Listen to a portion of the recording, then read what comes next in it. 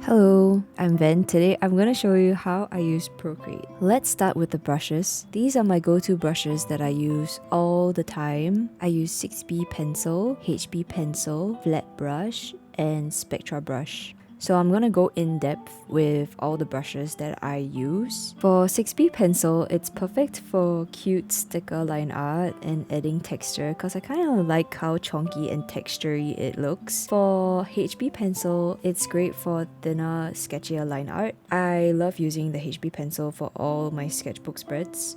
For the flat brush, it's my absolute favorite. I use it for both sketching and coloring. It's also a very frequent brush that I use for all my landscapes and environment pieces. Same with the next brush, which is the Spectra brush. This one gives very gorgeous watercolor effect when coloring, and I'm very obsessed with it. So flat brush and spectral brush are actually my go-tos when drawing and illustrating environments. And for the pencils, it's mainly used for like stickers and sticker sheets. I like to keep my brush selection simple so I don't overwhelm myself when creating a piece. I don't switch brushes, 3 or 4 brushes in a single piece. Usually I stick to 2 brushes out of this whole selection. It really depends on what I'm working on. If you're just starting out, I would recommend you to stick to a few favorites and master those brushes first. And then you can also feel free to experiment and explore with the wide range of brushes that Procreate has to offer. Number 2, canvas size. Let's talk canvas size. If you're planning to print your work, make sure that your canvas is at least 300 dpi for high quality prints. I usually work around like 2000 pixels by 2000 pixels for a regular square piece for Instagram, which is perfect for both prints and social media. I use 1080 by 1920 pixels for reels. The aspect ratio is 9 by 16, so that is really good quality as well. And I ensure that my DPI is at least 300 or 400. I usually go higher because sometimes when I manufacture my art, the manufacturer will require me to make my art at a higher DPI so as to ensure higher quality in my pieces. Number 3, line art tips. So if you have a sketch and your line art feels really stiff or rigid, try drawing with your fingers or lowering the opacity of your sketch layer, and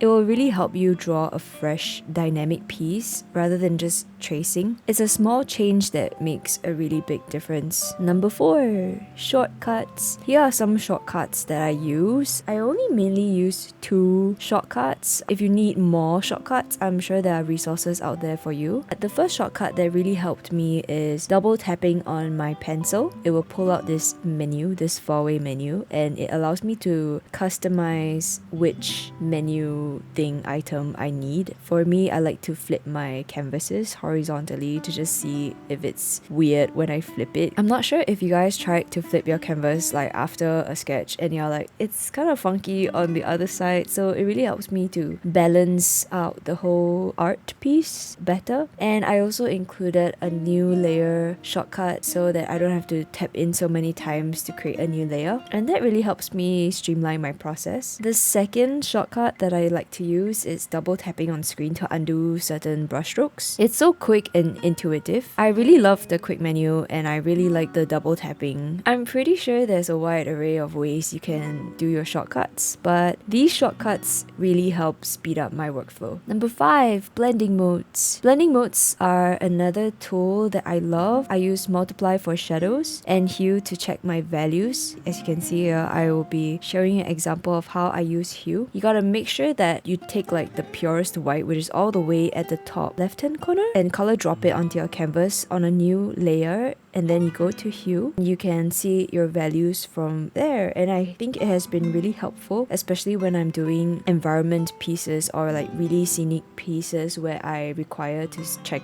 my values quite often. So you can experiment with the different blending modes to see what effects they create and adjust the opacity to your liking. Number 6, adding texture to my pieces. Creating texture in digital art can be tricky because everything tends to look really smooth. I guess it's just the nature of digital art. To add texture, I use overlays and pencils. So like the overlay blending mode really helps. I use paper packs for paper textures. Adding these overlays give my digital work a more like traditional and tactile feel. It'll look as if you painted everything. Combined with the brushes, it will look like you've painted everything traditionally. It's actually digital. So I really enjoy using paper textures. One of the paper textures pack that I frequently use is Max Paper Packs. I like Max Paper Packs for the wide array of papers and textures available. My favorite is the hot press watercolor paper, and I like to use linear burn over my artwork, and it creates like this paper feel over it, and I really like it. I hope you enjoyed this cat eating sunfish sticker that I made throughout this entire video, and I hope you guys enjoyed this little tutorial. I hope you found this video helpful. If you did, please give it a thumbs up and subscribe to my channel, and follow me on Instagram and my socials down in the description box below to see more of my work. Let me know in the comments if there's anything specific you'd like me to cover in future videos, and thank you so much for watching!